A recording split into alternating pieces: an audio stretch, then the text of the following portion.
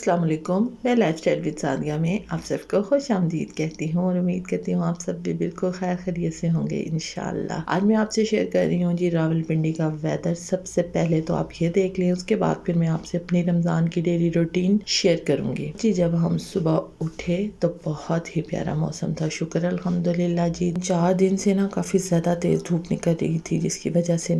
گرمی بہت زیادہ ہو رہی تھی، اور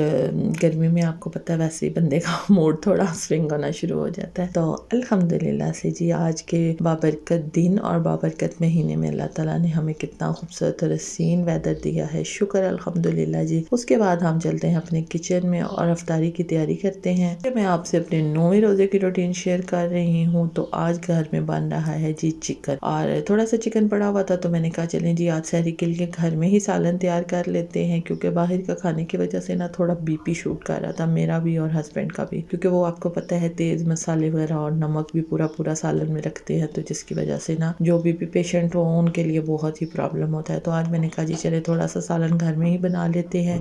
کیونکہ ہمارے گھر صرف سحری میں ہی سالن کھایا جاتا ہے، افطار کے بعد بالکل کوئی کھانا نہیں کھاتا۔ تو میں نے کہا چلے جی تھوڑا سا سالن بناتے ہیں، جو میں آپ سے بھی شیئر کرتی ہوں، کیونکہ رمضان المبارک کا مہینہ ایسا ہے جس میں فریش چیزیں ہی بس کھانے کا دل کرتا ہے۔ اگر کوئی چیز بچ جائے تو اسپیشلی سحری میں وہ دوبارہ کھانے کا دل نہیں کرتا، تو اس لیے میں نے کہا تھوڑا سا سالن بنا لیتے ہیں تاکہ ہمارے سحری کے لیے سالن ریڈی ہو جائے۔ اور ساتھ ساتھ میں آپ سے شیئر کروں جی کہ دیکھیں وقت اتنی تیزی سے گزر رہا ہے، پہلا عشرہ ختم ہونے والا ہے، وقت اتنی تیزی سے گزرا ہے کہ یقین کریں جب میں پیچھے کے دنوں میں سوچتی ہوں کہ جب ہم رمضان کی تیاریاں کر رہے تھے تو ایسے لگ رہا تھا کہ بس ابھی تو پورا مہینہ لگے گا، اور ایسے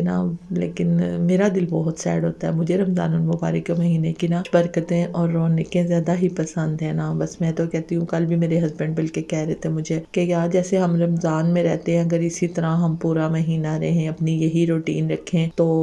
کتنا اچھا لگے میں نے کہا ہاں یہ تو ہے، لیکن پھر ہم جب رمضان المبارک کا مہینہ گزرتا جاتا ہے تو ہم اپنے سے باہر ہو جاتے ہیں ہر معاملے میں پھر ہمارے میں وہ چیز نہیں رہتی، کھانے پینے میں بھی روٹین بھی ڈسٹرب ہو جاتی ہے، اور کافی چیزیں ایسی ہوتی ہیں جس کی ہم اس طرح پھر پابندی نہیں کرتے، جیسے کہ ہمیں رمضان کی ایک خوب ہوتی ہے دل میں، یا چاہت ہوتی ہے کہ ہم یہ بھی کام کریں، ایسے بھی کر لیں، مطلب اپنے ٹائم کو ہم بہت اچھے سے مینیج کر لیتے ہیں۔ اور رمضان کے بعد ہمیں بس یہی ہوتا ہے کہ اس چیز کے لیے ٹائم نہیں ملا، کیا کروں، اس کے لیے نہیں ملا۔ تو آپ بھی مجھے ضرور بتائیے گا کہ آپ کے ساتھ بھی ایسا ہی ہوتا ہے۔ تو یہاں میں سالن ساتھ ساتھ بنا رہی تھی، ساتھ ساتھ میں نے کہا جی آپ سے میں تھوڑی سی باتیں شیئر کر لوں، کیونکہ آپ میری یوٹیوب فیملی ہیں اور میرا دل کرتا ہے کہ میں آپ کے ساتھ ہر بات اپنے دل کی شیئر کروں۔ امید کرتی ہوں کہ آپ سب بھی رمضان کو ایسے ہی انجوائے کرتے ہیں، کیونکہ الحمدللہ جی ہم سب مسلمان ہیں، اور مسلمانوں کے لیے یہ بہت ہی بابرکت اور رحمتوں والا مہینہ ہوتا ہے، اور سب ہی اس کے آنے کی جس طرح بے بہا خوشی مناتے ہیں، اس طرح اس کے جانے کا ہر کسی کو ہی میری طرح دکھ ہوتا ہے، یہ مجھے پتا ہے۔ اسی لیے کہتے ہیں کہ وقت آپ کا انتظار نہیں کرتا، آپ وقت کا انتظار کرتے ہیں، تو وقت کی قدر کرنی چاہیے۔ اللہ تعالیٰ ہم سب کو بس توفیق دیں تاکہ ہم جو ہے اس مہینے کا بھرپور فائدہ اٹھائیں، اور کم از کم اس مہینے کی برکت سے اپنے پچھلے تمام گناہ، اپنی غلطیاں کوتاہیاں جو ہم نے جاننے میں کی یا انجانے میں کی، اللہ تعالیٰ سے اس کی بخشش کروا لے، اللہ تعالیٰ کو راضی کر لیں، تاکہ اللہ تعالیٰ ہمیں بخش دیں اور ہماری اگلی جو مشکلیں ہیں، اگلی جو زندگی ہے اس میں آسانیاں ہوں۔ بس یہی دعا ہے کہ یا اللہ پاک جو لوگ پریشان ہیں، تنگ دستی میں ہیں، کسی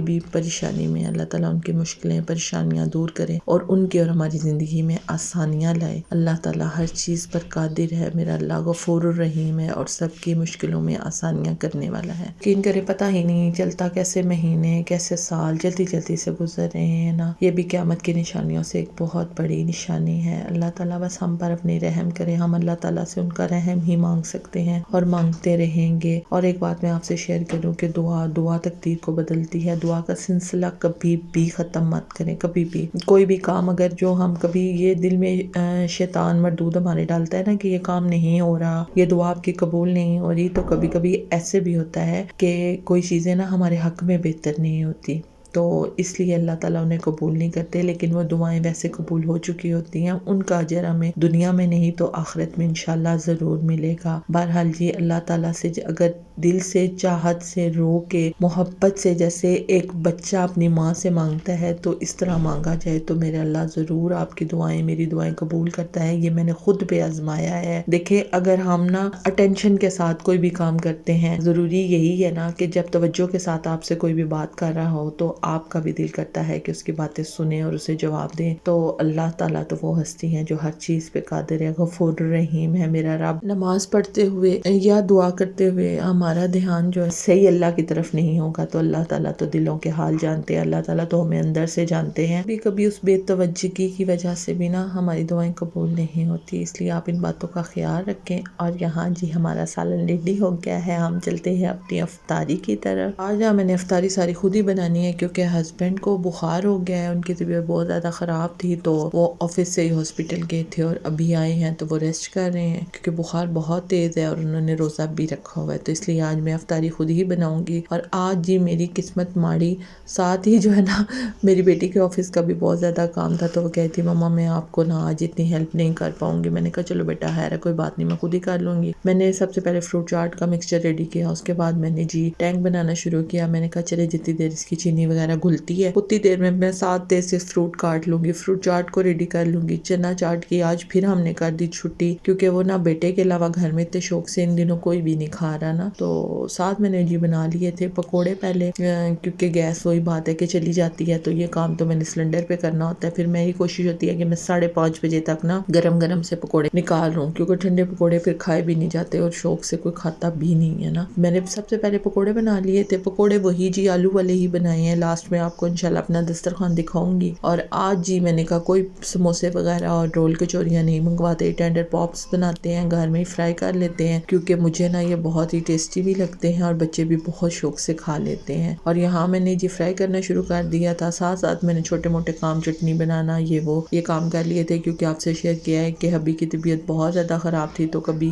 ایک دفعہ بھاگ کے کمرے میں جاتی تھی ان کو دیکھنا اور ساتھ کچن میں آنا۔ اللہ تعالیٰ انہیں صحت دے، آپ سب نے بھی ضرور دعا کرنی ہے ان کے لیے کیونکہ ان کا نا روزے کے دوران ہی بی پی بہت زیادہ شوٹ ہو گیا تھا اور ساتھ پتہ نہیں کیوں بخار بھی ہو گیا ہے۔ اب جی یہ ہم پہنچ گئے ہیں اپنے دسترخوان پہ اور دسترخوان پہ الحمدللہ سے جی پکوڑے بھی ریڈی ہیں، ٹینڈر پاپس بھی ریڈی ہیں اور میں نے بنا لی تھی ساتھ فروٹ چاٹ بھی بنا لی ہے۔ اور آج نا بیٹی بھی اپنے بابا کے ساتھ لگی رہی ہے، ساتھ اس کے آفس کا کام تھا تو اس لیے ہم نے سمپل ہی کھجورے رکھی اور ساتھ جی آج جو اس میں شربت میں نے بنا لیا تھا ہسبینڈ کے لیے،